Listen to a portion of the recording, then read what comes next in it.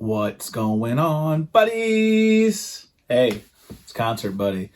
Another installment coming at you of my record store road trip series. This time I go to the other side of the state of Missouri in Kansas City and hit up some record stores that are some of my favorite in the state.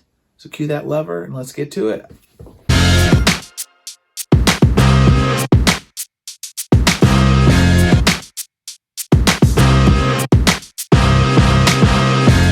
This is kind of an impromptu video because I wasn't really planning on doing any more of these for the foreseeable, but recently a friend and I went down to Columbia, Missouri to watch the Missouri Tigers play something else. But in Columbia, which is kind of the center of the state, one of my favorite record stores, Hit Records, is there. Didn't have time to get it, but spur of the moment, my friend and I decided to, after the game, just head to Kansas City and get some barbecue in the morning, one of my favorite barbecue places, which turned out to be closed that Sunday morning. Big drag. So probably should have looked into it before we made that drive the evening before.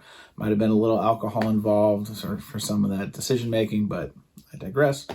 Really, dude? Really? All that said, while in Kansas City, I had to run by a couple record stores. Now, this list isn't all-encompassing. This is just the big two, if you will, and that is Mills Records and Josie Records. I've shopped them several times when I've been in Kansas City. Always find something cool at both places, and I just want to take you along for that journey. So, first place I went to was Mills Records. Let me show you and tell you all about it. Then she gave me a candy worm, which wasn't sweet. Guess what it tasted like? Sour as my daddy's lips. It tastes like a pickle! All right, so Mills Records is a really, really good shop. They have a very diverse selection of new and used vinyl. If you've been watching my channel for any length of time, you know I'm a big fan of finding used vinyl out in the wild. And Mills does a great job of curating and providing a lot of different genres, R&B, country, cheapies, expensives, rarities, whatever you want to say. And what I like about Mills is that they segment their used selection from their new inventory in a lot of cases, which is really helpful because new records, as I've talked about before, you can kind of find those just about anywhere. When I have a limited time, like I kind of did on this trip, it's really important for me to find the latest and greatest used records that come in. And as soon as you walk in Mills, their new arrival section hits you right in the face, which is really helpful. So you can just go right to it, start flipping. They also have, like I said, used and new segmented. So if you go to kind of the back of the store, they've got pretty much a lot of their used rock, soundtracks, all that kind of stuff. Then if you kind of venture to one side of the store where they have a lot of books. So if you like books, physical media, Mills is a great place to check out. Over where the books are located is what they call the rarities. And what's interesting about these is they have a really significant amount of pieces. Some I've seen before, some I haven't seen before. I recently bought a bunch of black jazz records, thanks to a couple recommendations from the Waxed and Jazz Bums and those guys. Great sale was going on, got them for a little over $10 a piece. And so it's one of those things where I could not recall ever seeing these titles before in the wild. And now that I'm aware of them, I actually found some of the originals at Mills in the rarity section, which was pretty cool. But I wasn't feeling like dropping a lot of money on them because I'm still kind of learning about that sub-release and that label and those artists and all that kind of stuff. Less than $70. I'll take it.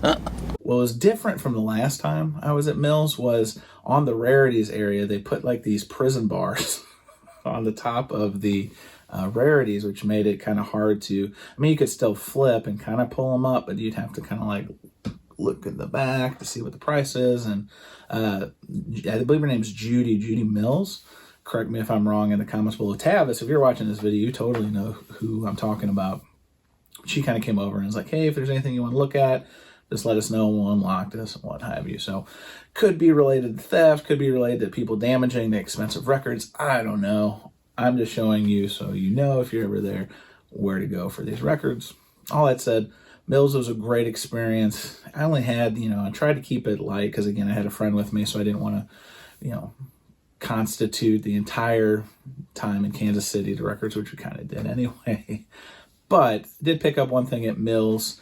I'm trying to collect the entire discography of Tim McGraw. It's one of my favorite country artists. I already have Everywhere, which is probably his, if not the biggest album of his resume. It's one of the biggest ones. And they only released it, like, I think a single pop on vinyl within the last 5 years. So I do have that copy. So this is Damn Country Music. This is a deluxe version, and it came out 2015. What I really like about it, the songs are pretty good. It comes on this kind of clear blue wax, which I think was a really cool execution. So as you can see, I have not processed these with my normal deal of washing them, re-sleeving them, etc. So anyway, I was happy to add this. They had another Tim McGraw record that I could have picked up, but it was a little beat up on the outside, and I think there's still some on Discogs that I can pick up relatively similar price, brand new, etc. So Mills, highly recommend checking them out if you're in Kansas City. Thanks for the tip. So you know, if I'm in Kansas City, I have to try to make an attempt to go to Josie Records. I have talked about Josie Records before on this channel, specifically their Dallas location, which was my introduction to this chain of record stores. And they have multiple locations, Dallas, Kansas City, which I'm about to talk to in a second. I believe they also have one in like Tulsa or Oklahoma City area. And then, if I'm not mistaken, I read that they've got one in the Northwest Missouri area, like Sedalia-ish, St. Joseph's. Anyway, all that said, Josie, regardless of location I've been to, I've only been to Dallas and Kansas City. You have a really great eclectic mix of new and used records, well curated, well priced, graded well. It's just worth the stop. Now, before I show you what I got from friends at Josie, I want to say there are other stores in Kansas City that are really good. I didn't have time to go to, say, Revolution Records, which is a pretty solid shop, just because didn't want to, again, commandeer my friend's time, my time. We were only in town for just a little bit, getting some grub, getting some records, getting out of Dodge kind of thing.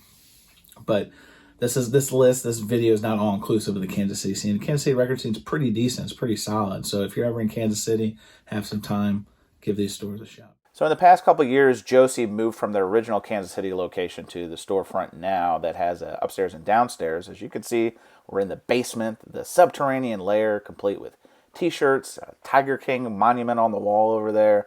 But what I really want to spell out is they have so much deep digging. You can go deep, you can go cheap. So depending on where you are building your collection, if you're new, just starting out, to making a more robust collection. If you're into concert posters, vintage concert posters and stuff like that, movie posters. What I really enjoy about Josie, Dallas, and Kansas City both is that they segment their used selection from their new selection. So you can find a gem like this, darling of the vinyl community, Ice Castle soundtrack, easy peasy, Kansas City cheesy. But anyway, so Josie, luckily Irish, and I'm only like a little bit Irish on my mom's dad's side. Turned out that just happened to arrive when they were having a sale. It was like 20% off used vinyl, 10% off new, 10% off t-shirts, yada yada. So my friend got a few things, and I got a couple of cheapies that, you know, I've been thinking about over, I don't know, a while, but just waiting for the right price, right condition, all that stuff. And the sale kind of gave me that kick in the tush to kind of get these. So first I'm going to show you is the Doobie Brothers. This one's called Stampede. Now, this is a record that they did before the whole Michael McDonald era of the Doobie Brothers. But I've been looking for a copy that didn't have any ring wear on it. This one has a little ring wear in the back. But as you can see, relatively good shape overall. $6 list price, so take your 20% off that. So you're talking, you know, pretty close to $5. Right in my wheelhouse. Locally, I've seen them from anywhere from like 8 to 12. So I was happy to pick this up under that price. Next up is the legend Chuck Berry. So this one's called Bio. I believe this is a 1984 Chess Records release. I saw Bob Bradley's recent video talking about some Chess records to pick up. This one was not on his list, but it kind of inspired me to kind of go down a deep well of what some of those titles are. And I hope Bob gets a cut for some of the Discog sales going on right now, because the Discog's pricing on that series of records from the 80s is really kind of accelerated, if you will, since this video came out. I don't know if there's any correlation to that, but I did find it interesting that this was a series of records I wasn't intimately familiar with. I looked at them, kind of had a few that I was considering buying. Those sold out from under me pretty quickly, and then now the other ones, similar titles, have gone up in price. I digress. I've already got several Chuck Berry records. I mean, being from St. Louis, you kind of have to, but this has even got vintage Dave's Records sticker on it, which I always kind of like when they have this kind of nostalgia to them. $9, again, 20% off, so it was below list. Little ring wear. I'm sure, yeah, it doesn't have any of his like signature hits, Johnny Be Good, My Ding-a-Ling, all that kind of stuff, but just another piece to the Chuck Berry part of my collection. And then the last record is actually a gift for my son. His birthday's coming up, so he'll get this probably in a couple days. He's a mega huge Bowie fan, and we were actually at a record store locally once, and I was flipping through and I saw a record. I saw this record and I was like, "Hey, do you need this?" "Oh no, I don't need it. I only want Changes 1." So this is Changes 2. It's just another compilation of some of his 80s works. Well, I guess you have some 70s stuff in here because you got Starman and stuff. But long story short, it's not as pronounced or familiar to I guess the vinyl buyers of America and the world, because Changes 1 seems to be the bigger compilation, the bigger selling compilation. So at the time my son passed on it, then within, I don't know, a month, as kids kind of do, "No, I don't want it." And then when they don't get it, then they decide, "Oh yeah, I wanted that." So I couldn't track it down from there. So I've been looking to get a copy at a good price. Again, $10, 20% off. You can do the math. Well, you do the math. I'm doing the Alfredo. But happy to pick this up, and he'll be happy to get this for his birthday. Anyway, buddies, enough jibber jabber. What do you guys think of this? Not some big heaters, but if you're in Kansas City, if you only have limited time, definitely check out Mills and Josie. And like I said, there's some other really good record stores, Revolution being one that comes to mind. Well worth your time. But anyway, tell me what you guys think in the comments below. I'll probably, maybe one day, I'll do a more robust Kansas City video. Like I said, this was just kind of spur of the moment. It was just, when in doubt, do. That's something I live my life by, is, if you think about doing something, you want to do something, you're inclined to do something, something holding you back, just push on through and do it. So we drove to Kansas City that night and hit this in the morning. Anyway, buddies, I appreciate you watching. Sincere thanks for making it this far. If you haven't seen my contest entry video, highly recommend. I think it's going to be over here, giving that a look, because I want to give you free records. Seriously, I think it's one of my favorite parts of this contest, is actually hooking somebody up with some really great prizes, and I hope you feel the same way. But buddies, next time you get the chance, pop, pop, pop, pop, pop. Just spin it. See you next time. Well. How the turntables... Well, we out of time.